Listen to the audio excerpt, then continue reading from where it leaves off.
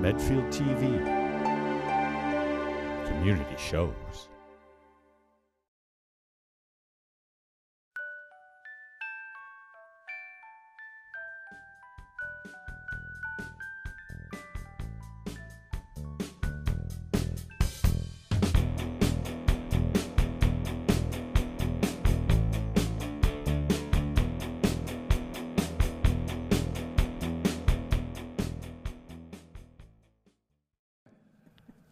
Hello out there in Medfield. Welcome to the new edition of Meeting People in Medfield.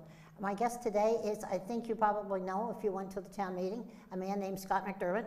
He's going to tell us how he got to be the moderator, what he does for a living, how he runs the town meeting, and several people have asked me to have him tell me how he appoints the people on the warrant committee. That's a big job, because the warrant committee is a huge job, and appointing them is a huge job.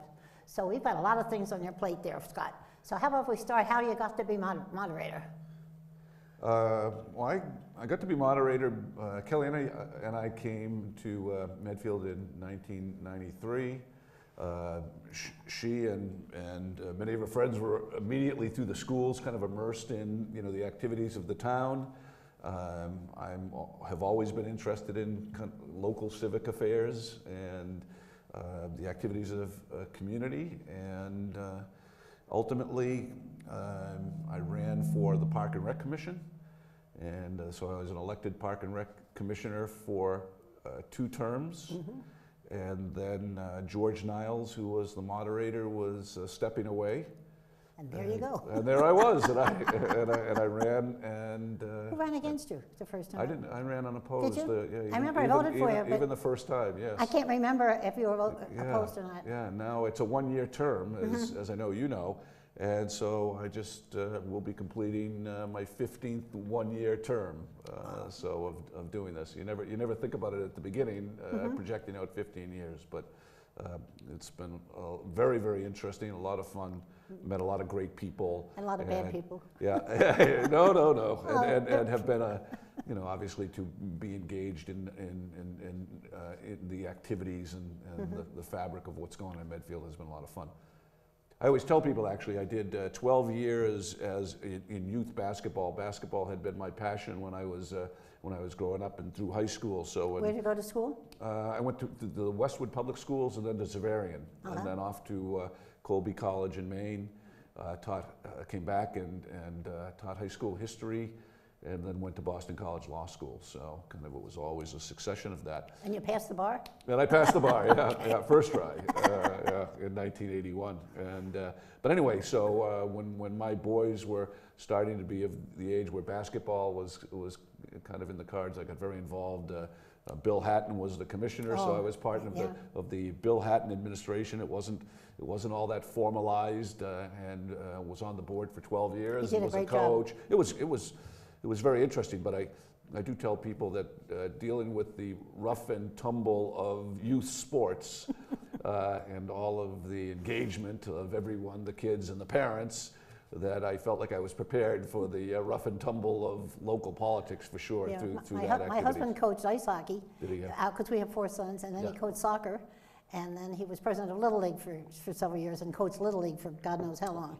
Yeah. So we got involved, and it was great. We met so many good people in the sports. Yeah, interesting, very interesting. I always think of Andy as a kind of a lacrosse guy. Oh, I love it, but they didn't have lacrosse here. I know, yeah, interesting. And when they finally put a little thing in the paper years ago that they were looking for people to help with the lacrosse program, I said, why don't you call him? He said, oh, no, I'm too old. And the notice appeared again a few weeks later, so I said, well, give him a call. Yeah. So, of course, he joined right up. Yeah, he was part of it at the start, and what a story. And I used to do, on Medfield TV, some of the commentary of lacrosse games going back a few years ago, and Andy was my color person, and also was the person that really understood the rules. Well, he was an All-American in college. Yeah, and really loved the sport. And he refereed, right? Oh, yes, he did. Yeah, a number of years. And the funniest thing about his becoming a referee, our friends just cracked up. Andy was the most obnoxious person on the sidelines at soccer, hockey, whatever it was. If they called something against Medfield, God help him, he would yell and scream and bang. And town meetings, by the way. Yes, If he wasn't happy at town meetings, he let people he would know. let people But he know. calmed down a lot in the end. Did he? Yeah. He did, as he got over. A great yeah. gentleman, and we all miss him so. And in any event, so that's how I mean, it was kind of getting involved in Medfield. It was the youth sports. It became the Park and Rec Commission. A lot of other activities over time have had, some engagement or association with the Medfield Foundation and the Zulo Gallery and school activities. As Kelly's been involved with the whole sequence of the Medfield Coalition. I was always on the cleanup crew for the annual event, for that, and then ultimately, became all-night graduation parties and all of the, the things that make Medfield so special. So. And somehow here we are in 2017, kind of hard to believe. So next spring will be our 25th year in Medfield. Did you go to town meeting the first year you were here?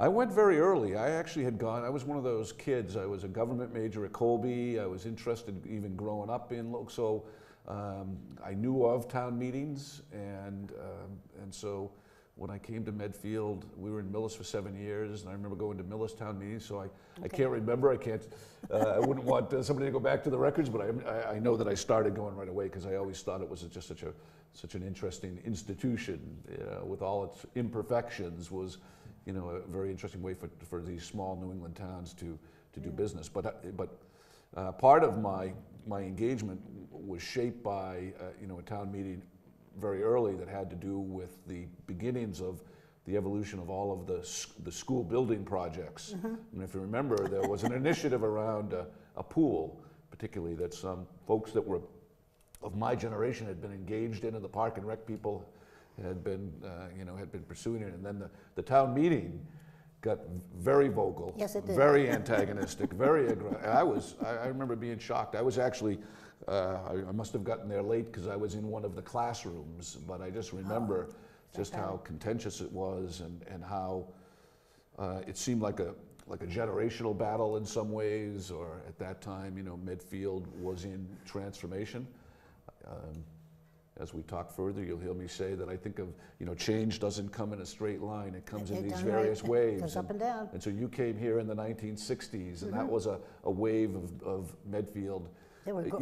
Medfield was growing by leaps and bounds in the 60s. Sure, absolutely, for the first time. And I came here years later, and it was regenerating in many ways and changing. And I think it's happening right now. I think that's what's so interesting, the dynamics of the town. Because when we moved here, they were building Pine Needle Park, Indian Hill, sure. Marlin Road, all those developments around Nolan town. Road was cut Nolan through Road. in 1966. Absolutely, So, yeah. and off of 27, all the development down there. So I asked my next door neighbor one day, because she had grown up here in Medfield, and said, how do you feel about all these newcomers coming in and taking over your town? And she said, frankly, I don't resent it. I thought, wow. And I said, why? And she said, because everybody she had met that was a newcomer to Medfield joined into something. Yeah. They became on Little League, or they became on soccer, or they joined some other committee, or they did something. But she said they seem to be generally very involved in the town. Well, I mean, I could use all of our time now talking about, what the volunteerism and how this town actually operates within town government, and all these folks that serve on, on all of these committees, and what they contribute. All of these folks who are doing youth sports, but music, and it doesn't really matter what the activity is, scouting and dancing. And that's really that element of it has always been distinctive, and that's the part that we have to make sure continues, because from generation to generation, because that's the only way that all of the good things that happen in Medfield can happen, is through a lot of volunteers. Okay, now when you went to your first town meeting in Medfield, did you ever envision yourself being up there on the podium? I don't think I envisioned it. I mean, it was when I was going to those meetings, we had so much activity that the kids in the early years were all in school. I guess if it was when I got elected to Park and Rec, I had a 10-year-old and a 9-year-old and a 6-year-old, and so I don't think I was envisioning that role. But I do remember going to town meeting in Westwood after I had graduated from Colby, before moving I went into, like a lot of people, into Boston when I was in Brookline, when I was in law school. But I do remember going to town meeting. I remember who the moderator was, at the time, and just, being very intrigued by the job that he was doing in terms of what it means to be a moderator, to preside over and to try to, in a sense, referee and keep the tone, in the right spot, so that ultimately the town comes to the best decisions it can in the fairest, most prudent way that it possibly can. So it wasn't when the opportunity arose when George was leaving, I definitely jumped on it and got my nomination papers in early, because it was something that I knew that I wanted to try. And you've never been opposed? Yeah, weren't you once? No, I've never been opposed. Okay, I know somebody was talking about running once, and they asked me what I thought. Yeah, well, so who knows? Maybe this particular interview will prompt No, I was opposed. the masses to no. I was opposed no, often. There's nothing wrong with it. I would have no objection to being opposed. I will say that the nature of being elected on an annual basis is kind of the test of whether we're doing the right thing, whether we're running the right kind of meeting. And so I don't mind. People ask me, boy, that must be a kind of an aggravation to have to go out and collect your signatures and run every year. I think that's the check and balance of, you basically are running the town meeting. The town gets to select, its moderator for that particular fiscal year. And and the orchestration, I call it the orchestration. It's this kind of conducting the town meeting on the night of the town meeting. But the orchestration fully of the town meeting, as we're involved in talking to the team to determine the setup of the meeting, make sure all of that gets set up. And since I've been doing it, we've been bringing some of our really talented musicians from the high school. I think it was just to kind of play us into the beginning of the meeting, and I get tremendous cooperation from the school department about getting the facility set up and ready to go. A local resident, Chris Allen, is a professional sound guy. He used to film the selectmen's meeting years ago when he was in school. Oh, did he? Oh, Yeah, interesting. he did. Yeah, well, he's world class in sound, and so to be able to have the confidence of knowing our meeting, we are very well equipped for that, and then the folks at Medfield TV who do the broadcast and capture the tape of it as part of the real public record. And you put up with Mike Sullivan? I more than put up with Mike. I know that you go back with him from almost the time that you got into town. I was writing for the newspaper when he was interviewed by the selectmen. So it was a coincidence that the UPenn background, that must have, as soon as you saw that must have. It was fun when I heard he went to Penn. He just came back from a reunion. Oh, did he? So we're going to go out next week, and I'm going to hear all about the details about his absolutely. reunion. Well, he's got some famous folks in his class. Well, Trump was there, but Mike went to grad school at Wharton. Trump went undergrad. Oh, okay. But I think one of them's a year older. I've forgotten who's a year older. And also Andrea Kramer from MSNBC now, and also I think Candace Bergen. Candace Bergen was in his class. Well, this is in his class. There's somebody else famous in his class that, of course, I've forgotten. Well, look, Mike and I have worked so closely together for a long time. And you have to work with him. You do. You have to work with town hall. It's so important. Oh yeah, I mean, right up until the morning of the town meeting, there's always activity on the articles, and I need to be able to tap, his really deep, very rich knowledge of the town and of the articles and of the processes and procedures and the people. Yeah. But you ran a good job, because I know this had a long agenda this time, and you were wondering initially whether it would be a two-nighter. And then I talked to you about a week or two before. You thought you might make it in one night, and you did. Yeah, well, I originally had said maybe we will designate in advance a two-night town meeting, and then we would divide up the issues into various cohorts or groups. I like that a lot. And then put them on the 2 nights. And then I said, we may be able to get it done in a single night. 2, I didn't want to create a problem of having to get a quorum the next night, depending on what articles were left. And then if I kind of announced in advance which articles were going to be on which nights, then I would have been concerned that people, which I don't, I like people to come and participate as the legislative body for the town, and if they can, commit to the evening, and so that they are there to see the balance of all of the things that we do, operating budgets.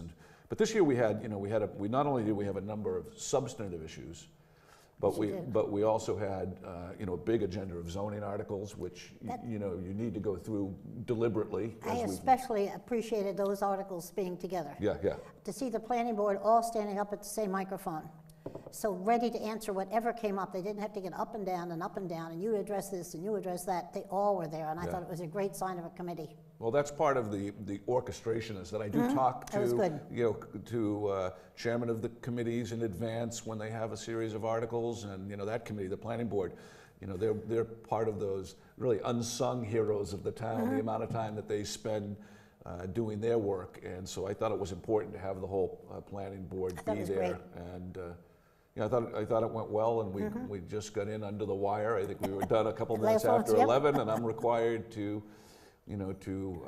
adjourn if we get to 11:15. So I was happy, and we gave everything, I think, the right amount of discussion that was kind of merited by the issues. And we were fortunate that they had set up the election for the commercial marijuana articles with the town election. So the town had expressed their sentiment in this instance, kind of overwhelmingly. And so we knew that we didn't have to have a long-standing debate over that, and we didn't. And so that probably helped us to be able to conduct the whole meeting in one night. The Warrant Committee did a great job too. I wondered if you could tell people how you appoint those 9 members.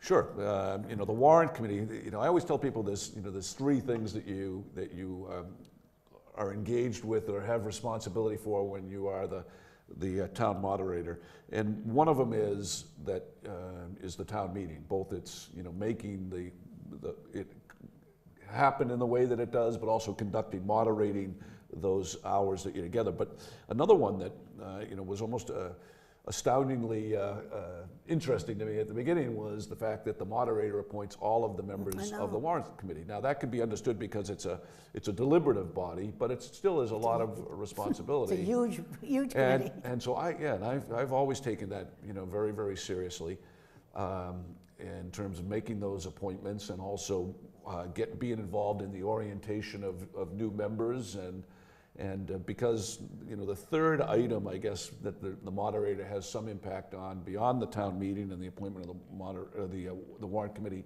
is perhaps helping to set a tone for how we do our civic engagement here, which has always been very positive in my experience. Not always, but predominantly very positive, very civil.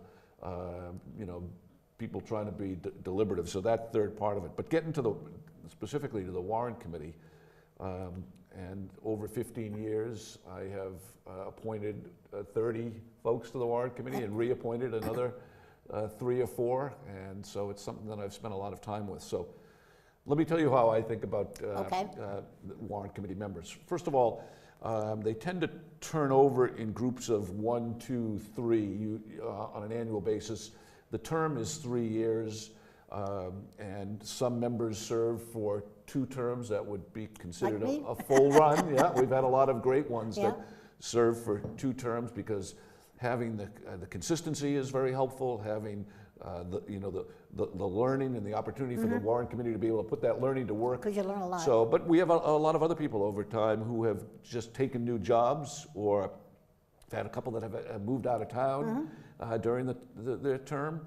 And so they will change up in the middle of a term. So one year I think I had to appoint 5 new members. We had some people who turned. But we had some really good leadership.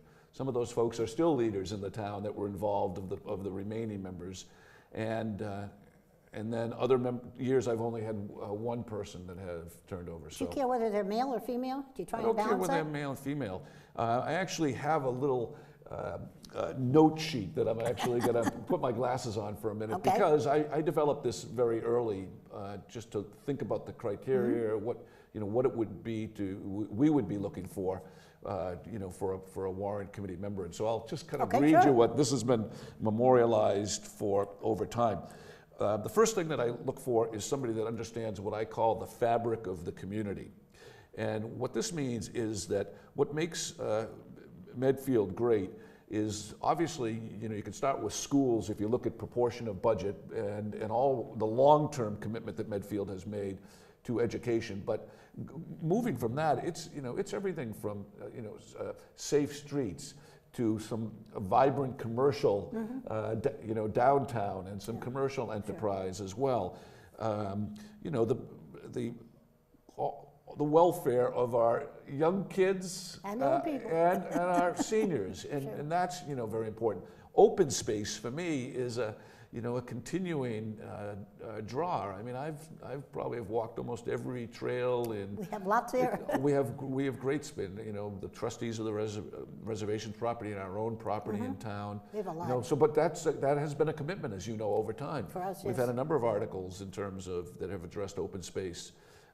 And so the point is that all of those things have got to be woven together to create Medfield, the fabric of our community. And so the people that I would be less encouraged about would be somebody that was obsessive about one particular issue, any one particular issue, a single issue person, a single minded. And there have been people who have, in the past, who have desired to be on the warrant committee, and that would be the first thing that would I guess would discourage me from that selection. But when people understand that, as a town, we have to make all of this work, public works, and there's just so many things that go to, making this a special town, and just for the town to operate. So that would be one. Understand that all has to come together, and not be driven by a single cause or a single issue at that moment or even over time.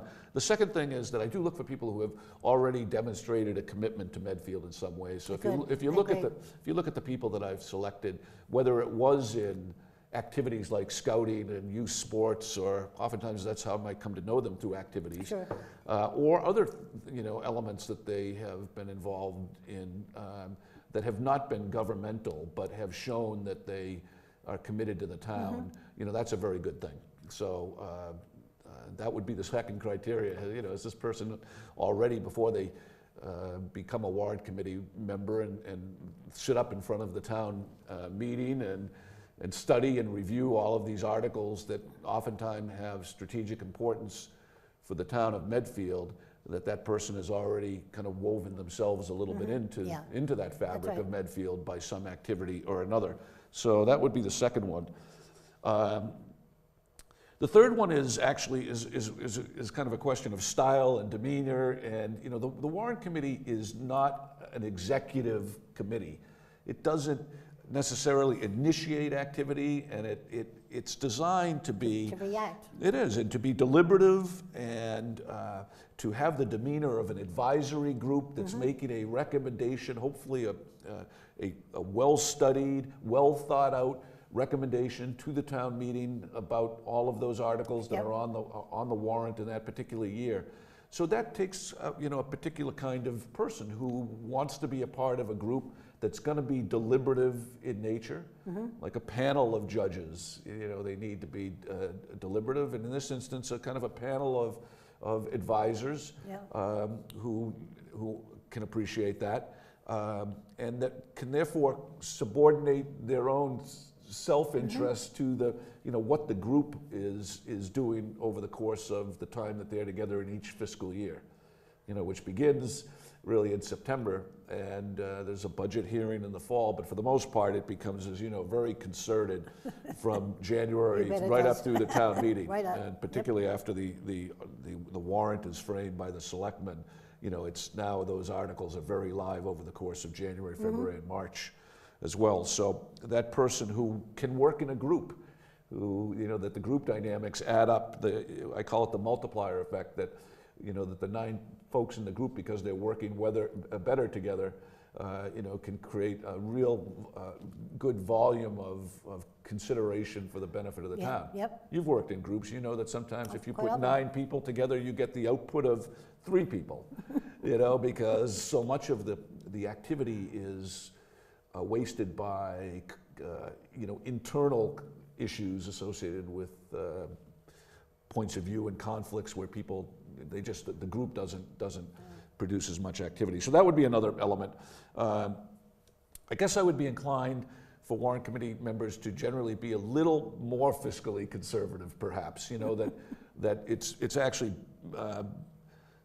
better for the town to make a decision on spending than the warrant committee to necessarily lead, you know, in that direction. Sure. So I do try to find people that's connected to the fabric of the town, because you know, we have the schools have needs and wants, but so does Park and Recreation, and then the Public Works Department needs some kind of a new piece of equipment. All of that happens. That we need to be very careful and considerate of you know, what happens to our budget. And as you know, as well or better than anyone else, and Mike Sullivan and everyone, we know where our tax base is, and it's residential, not exclusively, but you know, nearly, and certainly compared to you know, other folks in towns like Natick or Walpole or other elements. So that even Millis now is changing. Yeah. So that that makes it really important to be mindful of the, you know, the fiscally prudent and conservative way of us marching forward. I like people who advance a tone of seriousness and civility and openness, and I know that, you know, transparency is a very important consideration and a very topical, you know, today as the way that towns communicate with its residents are evolving, you know, very quickly. So I think that's important. Occasionally, I'm looking for somebody with a specific skill set, people who have a financial orientation, some legal orientation, some accounting, we've had Greg Sullivan was environmental, was an architect. You know, we've had people who understand building and those kinds of things, and want to make sure that we have that kind of knowledge base and expertise. And so there have been a number of people that's usually added on top or considered together with all of those things that we've been talking about. And then you asked about male, female, or, you know, I do want the warrant committee to reflect the diversity of the community, and so it's always been men and women on the warrant committee since I've been involved, and my appointments have borne that out. And then, as you know, we've had seniors who have been Bill Johnson.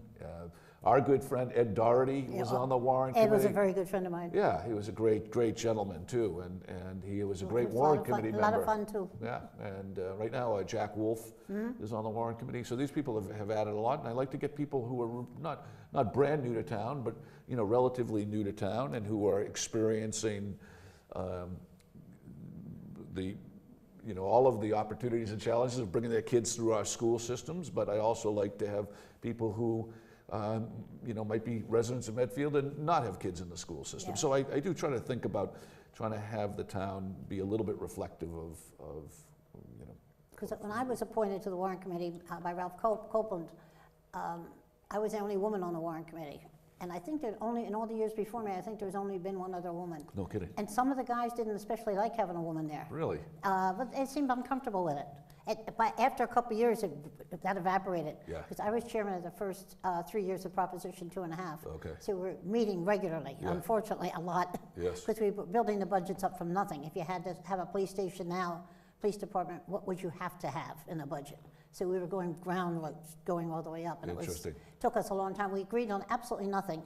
And we became such good friends. It was perfect, because the votes would be 6-3, 5-4, 2-7, 7-2. It would switch around. It was wonderful. Yeah. And never in all those years I was on the warrant committee, 5 years, did we ever have any disagreement, nasty disagreement. Yeah. Just very well, that's constructive. what I was talking about. See, I think that's the tone that I feel like I inherited. It's important. Through yourself and Mike Sullivan. I mean, I've been around when there's been a lot of contention around issues and had discussions, and I've never seen, he's solid and steady, and I think that helps to reflect it. And so have been the other leaders in town. For the most part, have appreciated that's a little open-minded, the understanding that we're all doing this as volunteers, and we all we have the same end in mind, which is to make Medfield a great place to live, or perpetuate Medfield as a great place to live. So it's, it's funny that one of the things I do talk about in my letters is this power of common purpose, which is that when you get a lot of people pulling in the same direction around town government, the warrant committee, but also around all of these other activities, that then it's very powerful. And so that's what I've always felt about about Medfield, is people are willing to kind of commit to the common purpose, the old reason why Massachusetts is a commonwealth. That idea is very strong, powerful, and still alive in Medfield, and not everywhere. Not everywhere do people think that way, where they make the same dedication to that. And it's getting harder to do, as you know. I mean, it's there's more isolation, ironically, in towns because of more communication to the world and all that is, kind of outbound, and the immediacy of communication and so forth. So when I became a selectman, of course, the budgets were still tight because of Proposition 2.5. Yeah. So it was getting harder to get people in the warrant committee. So Ralph Copeland would call me and he'd say, because he tried to balance them geographically somewhat. He didn't want everybody from Pine Needle Park, everybody from Indian Hill, wanted to kind of scatter them around town. So he called me once and said, do you know anybody in the South Street Extension area? So I called Franny Quinn, who was my son's hockey coach, who was a great guy. He had a master's degree, et cetera. And Franny said, I travel all the time, but my neighbor's a CPA, he just moved in. And Paul Murphy joined the warrant committee. Okay. We never knew, and he was one of the best ones we ever could have had. Interesting. It's just simply luck. Yeah. Somebody I respected that would pass it on, and Ralph appreciated the reference. It was great.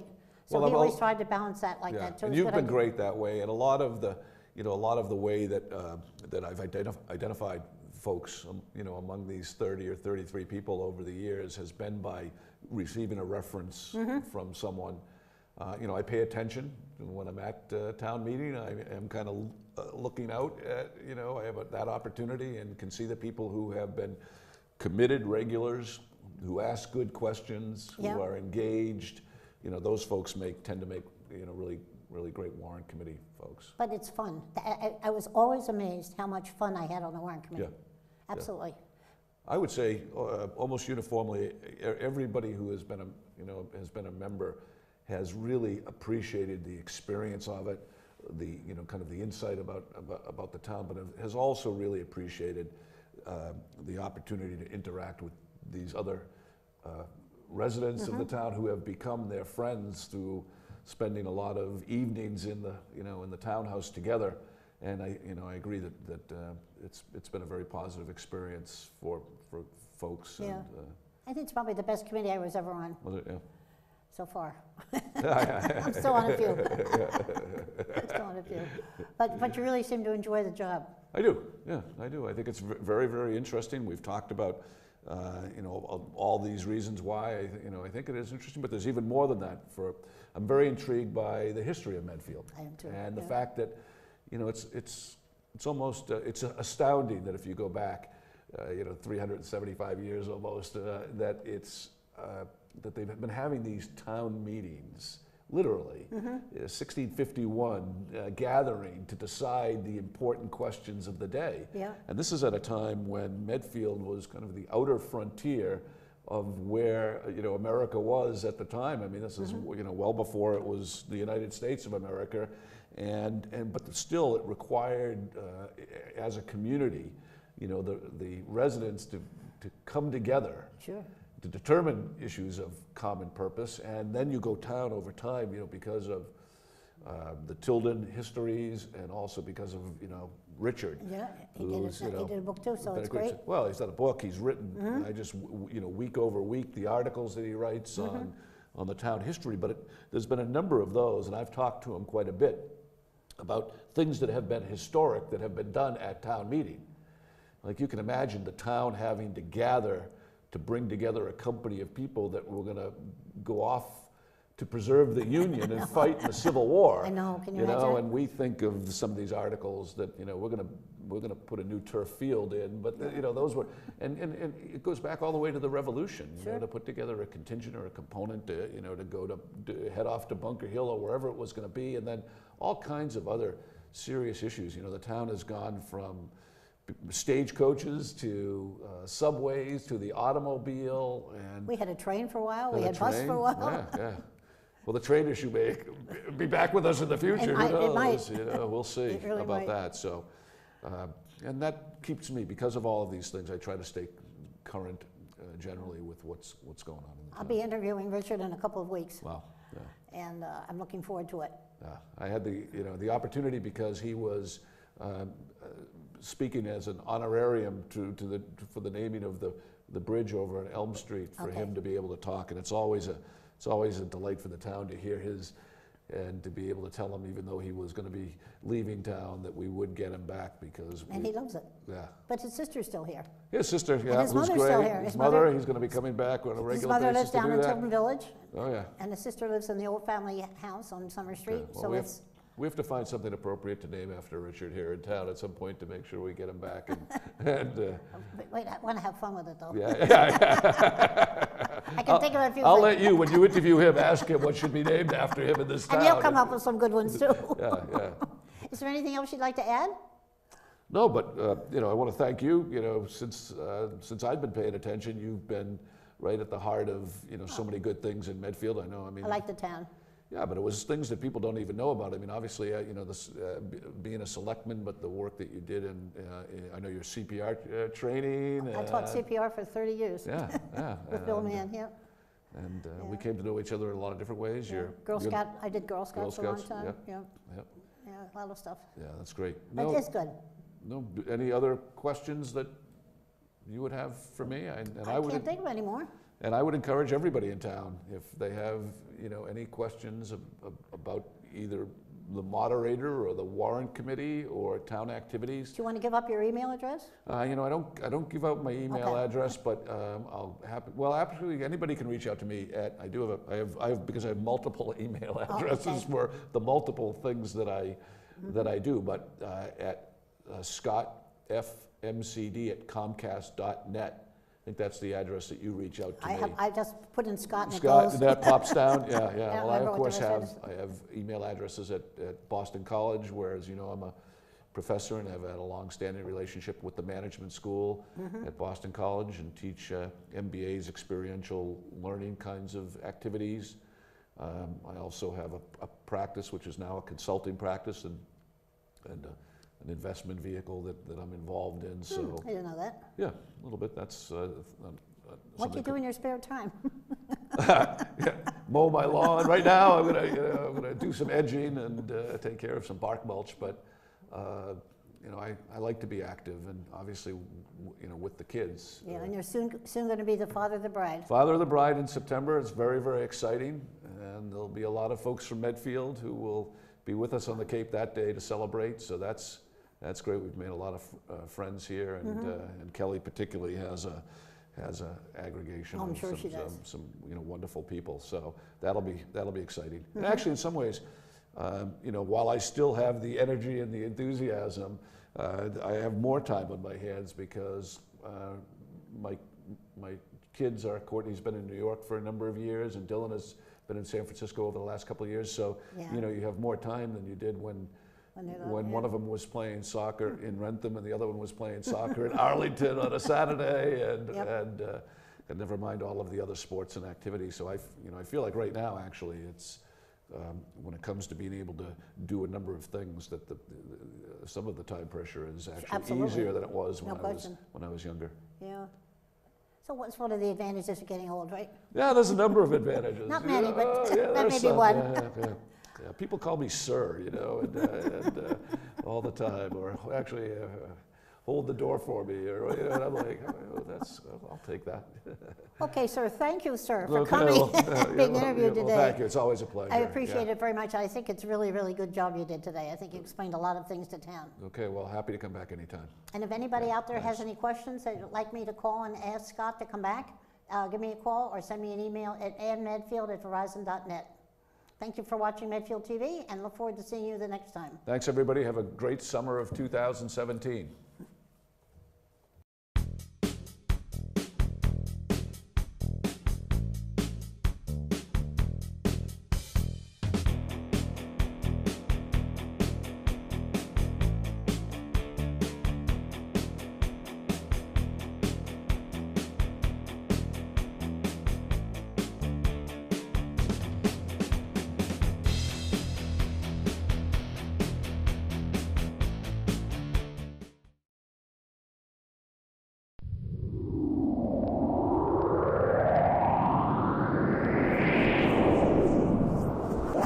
Medfield TV.